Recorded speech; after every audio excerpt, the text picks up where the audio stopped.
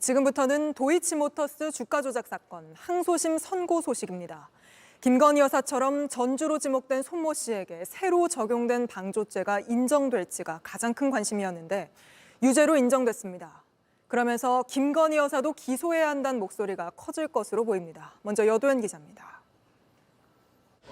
도이치모터스 주가 조작 과정에서 계좌가 동원된 전주 손모 씨입니다. 오늘 2심 법원은 손 씨에게 징역 6개월에 집행유예 1년을 선고했습니다. 방조 혐의가 인정된 겁니다.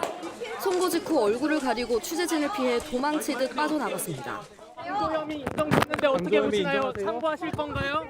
법원은 손 씨가 자신이나 부인, 회사 법인 계좌로 75억 원대 자금을 운용하며 주가 조작 일당의 시세 조종을 도운 것으로 판단했습니다.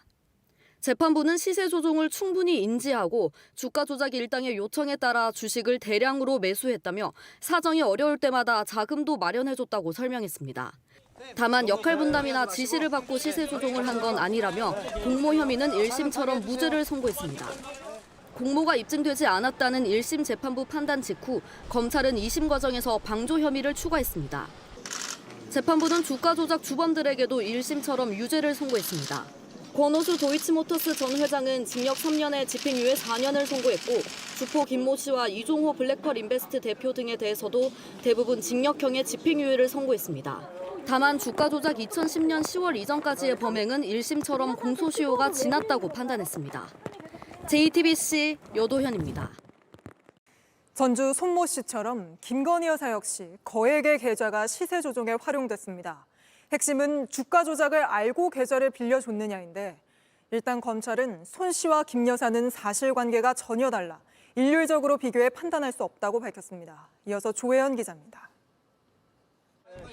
주가 조작 방조죄로 2심에서 유죄를 받은 전주 손모 씨는 직접 자신의 계좌 4개로 2년여 동안 75억 원대 주식 거래를 했습니다. 주식 매수와 매도 과정에서는 주가 조작 일당과 직접 소통했습니다. 역시 전주 역할을 한 걸로 의심받고 있는 김건희 여사는 계좌 3개가 시세 조종에 활용됐습니다. 주식 거래액은 40억 원 상당입니다. 김 여사도 주식 거래 과정에서 주가 조작 주포와 연락을 주고받았습니다. 손 씨와 비슷한 부분이 있는 겁니다. 핵심은 시세 조종이란 걸 알고 있었는지입니다. 김 여사 측은 시세 조종을 몰랐고 계좌만 맡겼다는 입장입니다. 손 씨도 주가 조작을 알지 못했다고 일관되게 부인했습니다. 하지만 법원은 주가 조작 일당의 진술과 주고받은 연락의 내용을 토대로 받아들이지 않았습니다. 재판부는 단순히 전주 역할을 넘어 시세 조종 행위를 하는 사실을 인식하고 편승하여 자신의 이익을 도모했다고 설명했습니다. 이에 따라 검찰이 김 여사의 주가 조작 인지와 관련해서 어떤 진술과 자료를 확보했는지가 중요합니다. 검찰 관계자는 선고 직후 손 씨와 김 여사는 사실관계가 전혀 달라 일률적으로 비교해 판단할 수 없다고 말했습니다. JTBC 조혜연입니다. 이렇게 되면서 역시 전주라는 의혹을 받고 있는 김건희 여사는 어떻게 되는 것인지에 관심이 쏠립니다. 법조팀 박현주 기자와 좀 더 짚어보겠습니다. 자, 박 기자. 김건희 여사도 소환 조사하고 기소해야 한다는 목소리가 커질 텐데 검찰이 어떻게 할까요? 네, 맞습니다. 오늘 대정부 질문에서도 관련 질문이 나왔는데 한번 들어보겠습니다. 전주인 손모 씨에 대해서도 유죄 판결된 것으로 봤을 때 김건희 여사에 대해서 충분하게 유죄 판결이 내려질 수 있는 사안으로 보이는데 어떠세요? 그건 수사하는 사람들이 정부와 법리에 따라서 판단하고 결론을 낼 것으로 알고 있습니다.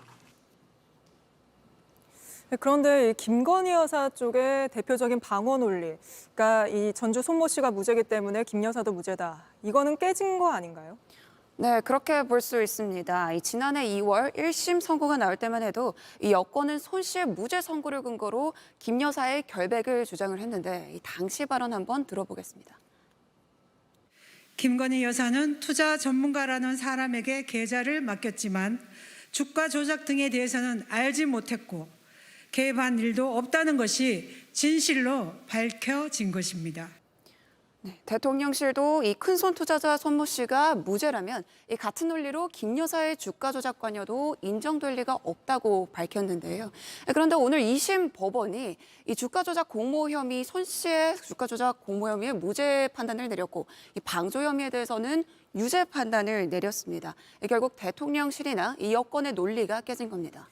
김 여사가 처음 고발된 게 2020년입니다. 벌써 4년이 지났는데 검찰 스스로도 2심 결과를 보고 판단할 거다 이렇게 밝혀왔던 만큼 이제 더는 미룰 명분이 없어진 거 아닌가요? 네, 그렇습니다. 이 검찰은 이 고발 이후 수사를 해서 이 핵심 주범들 그리고 계좌를 빌려준 공범들 가운데 이 혐의가 가장 중대하다고 본 손 씨만 먼저 재판에 넘겼습니다. 이 수사는 전 정부부터 이어졌다고 하지만 현 정부 들어서도 검찰은 벌써 2년이 넘도록 김 여사를 처분하지 않았습니다. 그래서 늑장 수사 지적이 나온 건데요. 검찰은 그동안 2심 결과를 본 다음에 판단을 하겠다고 했는데 오늘 2심 판결로 검찰이 김 여사에 대한 수사나 처분을 더 미룰 명분은 사실상 사라진 셈입니다. 그럼 김 여사에 대한 결론은 언제쯤 나올 것으로 예상이 됩니까? 네, 말씀드린 늑장 수사 지적과 함께 이 김 여사 소환을 놓고 대통령실이나 중앙지검의 갈등이나 또 이어진 지휘 라인 교체, 특히 제3회 장소에서 김 여사를 조사한 것을 두고서는 특혜 논란까지 불거진 바 있습니다. 네. 이 과정에서 특혜와 성역이 없다고 강조해왔던 이원석 검찰총장이 이 주가 조작 사건 지휘권 회복을 요청했지만 법무부 장관으로부터 거부를 당했던 바가 있죠. 이 수사 신뢰가 상당히 흔들린 겁니다. 그래서 검찰은 오늘 판결문을 분석한 다음에 이 김 여사에 대한 보강 수사와 처분 방향을 결정할 걸로 보이는데요. 이 처분이 계속 미뤄지면 비판의 목소리도 점점 커질 걸로 보입니다. 네, 알겠습니다. 오늘은 여기까지 짚어보겠습니다. 박현주 기자였습니다. 도이치모터스 주가 조작 의혹을 수사하는 검찰이 김건희 여사의 모친 최은순 씨를 지난 7일 불러 조사했습니다. 검찰은 최 씨에게 권오수 전 도이치모터스 회장을 알게 된 경위와 김건희 여사에게 권 전 회장을 소개해준 과정 등을 물은 걸로 알려졌습니다. 수사팀은 김건희 여사 조사 전후로 도이치모터스 주가 조작 사건에 연루된 계좌주들을 차례로 불러 조사해왔습니다.